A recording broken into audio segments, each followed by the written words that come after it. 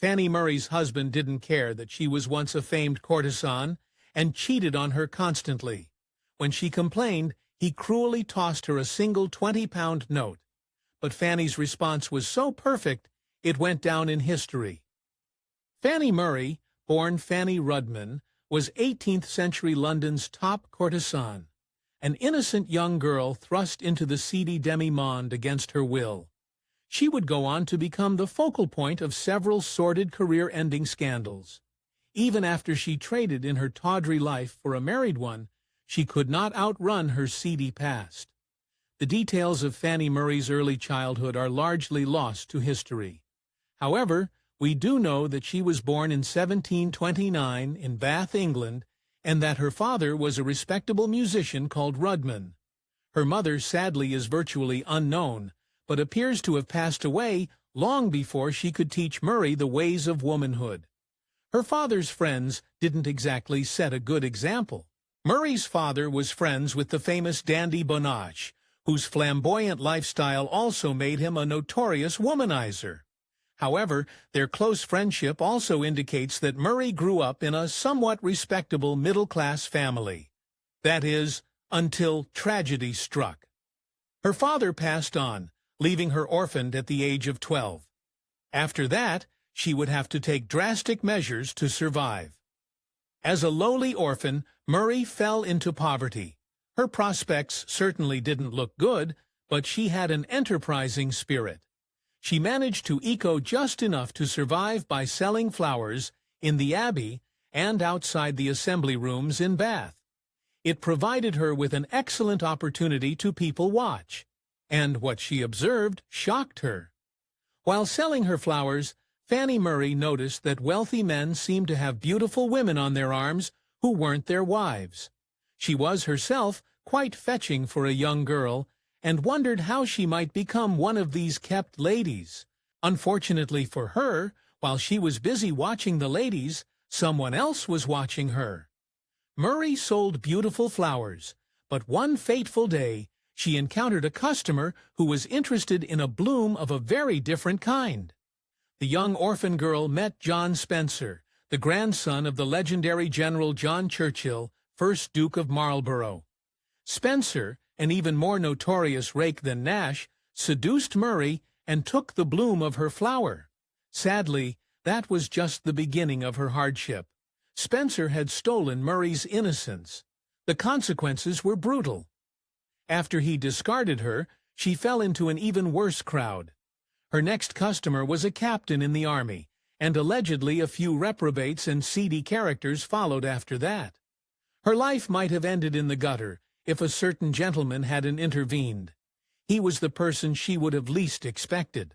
Of all the people to come to Murray's rescue, she could have never predicted it would have been Beau Nash. Her deceased father's friend saw the poor girl out on her luck, but spotted the potential that she had for making powerful men go weak in her presence. Well into his 60s, he invited Murray to live with him as his helpmate. Her world was about to change dramatically. It's likely that Nash took advantage of Murray's misfortune to satisfy his insatiable appetite for pleasure. However, unlike the other men in her past, Nash paid her for her services. He introduced Murray to the finer things in life, and taught her a great deal about high society men and how to manipulate them. Her new skills were about to rock the nation's capital. After a few years serving as Nash's mistress, Murray was ready to strike out on her own. Even though she was just 14 years old, she left Bath and moved to London, where all of the real big spenders lived. However, she knew that if she wanted to make money, she would have to spend money. Unfortunately, she didn't have any of that. Her poverty made her take drastic measures. Without 2 pennies to rub together, Murray became a dress lodger. It seems likely that Nash, who still lived in Bath, was her benefactor. Just like it had with John Spencer back in Bath, Murray's beauty attracted the attention of another influential older man. This time, however, it was Jack Harris, one of London's premier procurers, who noticed the young girl from the countryside with her innocent-looking eyes. However, before he took her on as a client, he had to be certain of one thing. As the leading procurer of women in London, Harris had a reputation to protect, which meant he had to go to disturbing lengths before he hired Murray. Before he agreed to work with her, he had her checked for disease. Thankfully, her earlier encounters hadn't left her with any illnesses, not physical at least, and Harris included her in his booklet, Harris' List of Covent Garden Ladies. It was just the kind of advertising she needed. With Harris's help, it would only be a matter of time before Fanny Murray had a lucrative client list of seemingly respectable, powerful men. There were just a few details that they had to fudge first. Despite the fact that Murray had been a working girl for years, Harris's booklet described her as a new face. That wasn't the only lie, she and Harris told. Respectable courtesans, as Murray aimed to be, had to be of age in order to protect the honor of their clients. However, when Murray teamed up with Harris, she was still under the age of 17. Either knowingly or unknowingly, however, Harris, in his booklet, misrepresented Murray as rising 19 next season. Murray's little deception paid off. With Harris's help and her own fudging effects, Fanny Murray took to the Covent Garden scene like a storm. Her unique skills and fresh beauty quickly made her one of the most sought-after courtesans in all of London, catapulting her to the very top of the demi-monde. She had no idea the kind of mania she was about to set off. Even though Fanny Murray performed her talents behind closed doors, she developed a very public reputation. In fact, she became so famous, think 18th century Kardashian famous, that she was on the tips of everyone's lips, sometimes literally. One famous diarist from the time wrote, "It was a vice not to be acquainted with Fanny. It was an offense not to toast her at every meal." She even had famous fans. The hype around Murray and obsession with her beauty can't be overstated. In fact, she even had other famous beauties fawning over her. When Murray was the guest of honor at the British ambassador to Venice's casino, she attracted the attention of the famed Lothario, Giacomo Casanova. But if he wanted a piece of Fanny's Fanny, he would have to line up like everyone else. By 1749, Murray mania was in full swing. Before long, men all over England who couldn't afford a moment in her presence, far less a whole night, began buying mezzotin prints of her likeness. They then pinned these prints up in their homes, making her the first ever pin-up model. There was even more obsessive behavior than that. Men who couldn't afford Murray's services, which was every man except the uber-wealthy, still made sure to get their time with her. In addition to the pin-ups on their walls, men in England began to keep cutouts of Murray's face between the outer and inner layers of their pocket watches. It was all getting to be too much for Murray to handle on her own. Fanny Murray was more famous than she could have imagined, and her list was filling up faster than she could handle. But with the money rolling in, she didn't want to refuse any business, so she came up with a strange practice. Rumor has it that Murray hired a body double to keep up with the growing demand for her services. She may have shared her secrets with more than just one woman, however. Even if Fanny Murray managed to find a whole barrack's worth of women who looked just like her, what men really wanted was her. Once again, she proved her entrepreneurial spirit when she published a pamphlet called The Careless Maid that gave her advice on how to become a complete French lady. But there was an even more scandalous publication bearing her name. Fanny Murray practically became synonymous with the life and adventures of courtesans. As such, she was likely the inspiration for John Cleden's novel, Memoirs of a Woman of Pleasure, or Fanny Hill. The Scandalous novel told the story of a lowly orphan who rose to prominence as a courtesan, oddly mirroring Murray's story, complete with pictures. She inspired one of the harshest book bans of all time. Even though Murray's client list included many prominent men in government, they weren't exactly thrilled to see their escapades fictionalized in Fanny Hill. Mortified at having their dirty deeds publicized like that, they went to extreme lengths to cover their dirty little secrets. The government banned the book and charged Courtesan with corrupting the king's subjects. A scandal only made Murray mania even worse. The Fanny Hill crisis drove Murray mania into hyperdrive. To her gentlemen clients, she was now a dangerous forbidden fruit. To the women of London, she was a symbol of rebellion and independence that they wanted to emulate. As such, Murray became a singularly unique fashion icon, with women wanting to wear everything she did or didn't. There was no question that Fanny Murray was beautiful, but not perfect. As one of her contemporaries put it, her face was handsome, though somewhat awry. As such, Murray always wore a custom broad-brimmed hat called a Fanny Murray cap to hide her gentle imperfections. But the other fashion trends she started didn't try to hide anything. One essayist from the time complained about Murray's impact on the London fashion scene. He wrote, "If Fanny Murray chooses to vary the fashion of her apparel, immediately every Lucretia in town takes notice of the change and modestly copies the chaste original. People even followed Murray's wildly indecent fashions." At the height of her fame and fortune, Fanny Murray decided that it was finally time to cash in. She became the longtime mistress of John Montague. Montague was so obsessed with Murray that he kept a portrait of her unclothed body in his house, which he proudly displayed to all of his guests. But he didn't keep her all to himself. Montague introduced Murray to the Hellfire Club, a highly secretive and exclusive club of powerful philanderers who needed a safe place to practice their debauchery. Montague proudly brought Murray around to the club's events where she participated as a nun. Of course, she was not the kind of nun that you're probably thinking of. The Hellfire's Club's activities included satanic trappings. The events can barely be put into words, but suffice to say, they even made Murray blush. The unprintable events of the Hellfire Club that she witnessed would eventually come back to haunt her. After what she witnessed in the Hellfire Club, Fanny Murray was ready to settle down and step back from the demi-monde. In fact, she wanted to become a respectable woman, or something approximating one. So she married one minor noble, Sir Richard Atkins, believing that he could support her financially. She was mistaken. For Fanny Murray, old habits proved hard to break. Now their Sheen or Atkins remained faithful to each other during their marriage.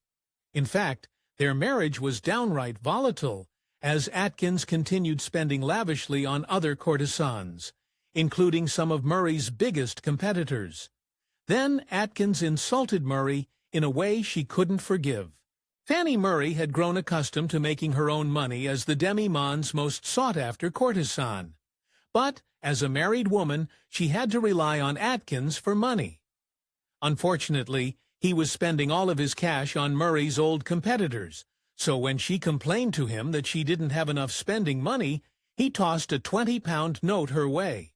What she did with it was shocking. Even on a discount night, Murray could have commanded much more than a measly 20 pounds. So when Atkins tried to dismiss her with a pathetic sum, she couldn't help but feel insulted. Angrily, she fired back at him. "Darn your 20 pounds. What does it signify?" She then placed the bill between 2 loaves of bread and proceeded to eat it. Given what happened next, however, she should have stashed that money away in a piggy bank. After a few years of an unhappy marriage, things between Murray and Atkins came to an abrupt end when Atkins passed away unexpectedly. Even though there was definitely no love lost on Murray's side, she did lose one thing: social security. Atkins had squandered away all of his family's wealth, leaving Murray with a mountain of his debt. She would need all her entrepreneurial wiles to get out of this one. At 27, Fanny Murray was past her prime, and she couldn't rely on her beauty for income like she had before.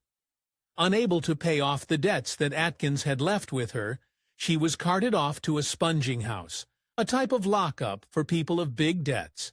But the only thing she was sponging up in that house was juicy, profitable gossip. Murray had gotten herself out of poverty before, with nothing but her resourcefulness. This time would be no different. After just a few weeks or months in the sponging house, she learned that John Spencer was getting married. He just so happened to be the son of the elder John Spencer, the man who defiled her when she was just 12. She saw an ingenious way to turn that information into cold hard cash. As she mulled over the compelling news in her tiny cell, Murray was hoping that the younger Spencer was an honorable man. After some consideration, she had wrote a begging letter to Spencer and his wife-to-be, describing what the eldest Spencer had done to her and her youth. Essentially, she blamed Spencer's father for setting her life on the trajectory it was on. Her gamble paid off. Fortunately, the younger Spencer was a better man than the elder Spencer had been. Just as Murray had hoped, the younger Spencer read her letter and took pity on her. Wanting to set his father's past misdeeds right, Spencer agreed to pay Murray an annual stipend of $200. It wasn't quite the fortune she had wanted, but it was a good start. Her real payment was yet to come. Spencer knew what Murray needed more than money. She needed a good man. They introduced the retired Courtesan to the prominent actor and theater owner, David Ross, one of his close personal friends. The details are scarce, but it looks like Spencer twisted Ross's arm into marrying Murray, using the $200 as something of a dowry. Turns out he was quite the matchmaker.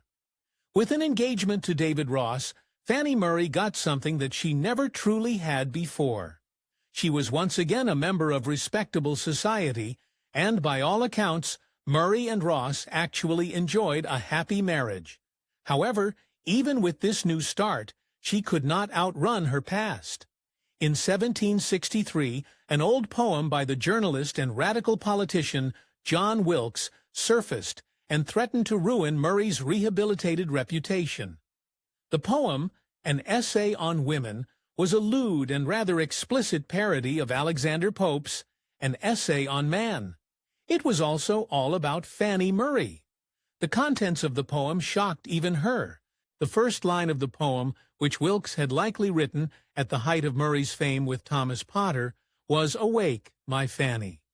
The line was too lewd for the highly religious society of the time, but it only got more sordid from there. The poem ended with Wilkes comparing Murray to the Virgin Mary, concluding that the courtesan was the more virtuous because she was childless. The scandal was about to spill over into full-blown controversy. Murray's old admirer and lover, Montague, seized on the opportunity to use the poem to his advantage. He wanted to seek revenge on Wilkes for an event at the Hellfire Club that Murray had likely witnessed. Wilkes had managed to frighten Montague with a cleverly timed prank, embarrassing Montague in front of his friends and mistress. Murray's sordid past was about to become a matter of public record. Despite the fact that Montague had once been Murray's #1 client, he wanted revenge more than he wanted moral consistency. To Murray and Wilkes's horror, Montague read portions of the scandalous and lewd poem out to the House of Lords, who denounced his blasphemous and obscene.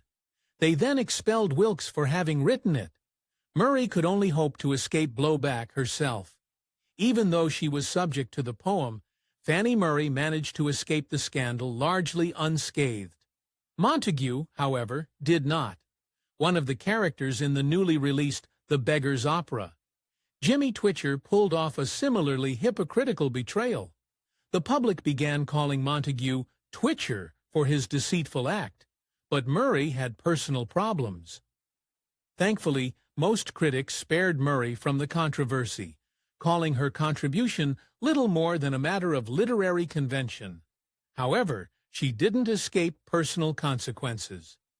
Murray's marriage suffered from having her past dredged in such a public way, but it's not like her husband Ross was immune from scandals of his own. After her own problematic poem incident, Murray's husband Ross became the subject of his own poetic scandal. An anonymous author penned a poem besmirching Ross, acting talent, and bringing dishonor to their household. Murray offered £21 to anyone who could identify the author. It's unclear if she ever succeeded, but she did get her happily ever after. According to the historical records, Murray and Ross don't appear to have had any children. However, that doesn't mean that they didn't enjoy a largely successful marriage. One of Ross's biographies was full of praise for Murray, saying, whatever her formal indiscretions had been, Murray had conducted herself as a wife with exemplary prudence and discretion. Fanny Murray's life was a whirlwind of beauty, scandal, and reinvention. From a flower girl to London's most celebrated courtesan, she navigated the highs and lows of fame with wit and resilience. Her marriage to David Ross marked a shift from the tumultuous demi-monde to a life of stability and respect. Though her past scandals lingered in public memory, she managed to redefine herself, earning admiration for her dignity in later years. Fanny's story is one of survival and adaptability, leaving a legacy as both a cultural icon and a symbol of reinvention in 18th-century society. What a surprising ending to the scandalous story of Fanny Murray. Thanks for watching History Exposé. If you love uncovering the best stories in history, hit like and subscribe to keep exploring with us. Don't forget to visit our main page, Factinate, for more incredible facts about everything.